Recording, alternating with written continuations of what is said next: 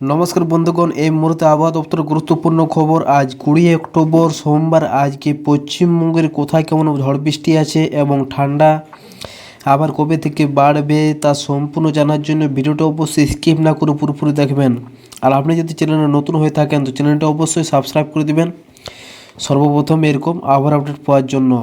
তো চলুন দেখে নিই আজ থেকে আগামী 2-3 দিন কোথায় কেমন আলিপুর আবহাওয়া দপ্তর আবহাওয়ার আপডেট দিয়েছে।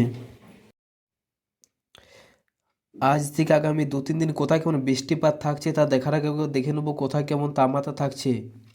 তো এটা দার্জিলিংয়ে তাপমাত্রা থাকছে 10 ডিগ্রি এবং দার্জিলিংয়ের নিচ ভাগে থাকছে 12 ডিগ্রি এবং কালিম্পংয়ে থাকছে 19 ডিগ্রি, আলিপুরদুয়ারে 24 ডিগ্রি, জলপাইগুড়িতে 23 ডিগ্রি এবং রায়গঞ্জে থাকছে 25 ডিগ্রি এবং মালদা থাকছে 25 ডিগ্রি।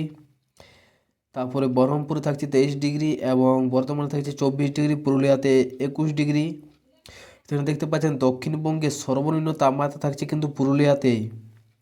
তারপরে ঝাড়গ্রামে 26 ডিগ্রি, তারপরে খড়গপুরে থাকছে 23 ডিগ্রি, কলকাতা থাকছে 25 ডিগ্রি মোটামুটি তাপমাত্রা। এবং বৃষ্টিপাত যদি দেখেন তো বৃষ্টিপাত কিন্তু আগামী আজ থেকে 24 তারিখ পর্যন্ত কিন্তু পশ্চিমবঙ্গের কোনো জেলাতে কিন্তু বৃষ্টিপাতের সতর্কতা নেই। তো বৃষ্টিপাত কোথাও কোনো সতর্কতা নেই। তাপমাত্রা কিন্তু আজকের থেকেই হালকা হালকা তাপমাত্রা কমতে থাকবে। তো এটাই হলো আজকের আপডেট। অবশ্যই পরবর্তী আপডেট পাওয়ার জন্য চ্যানেলটি সাবস্ক্রাইব করে দিবেন। আর আপনি কোথা থেকে ভিডিওটি দেখছেন অবশ্যই কমেন্ট বক্সে কমেন্ট করে জানাবেন। ধন্যবাদ।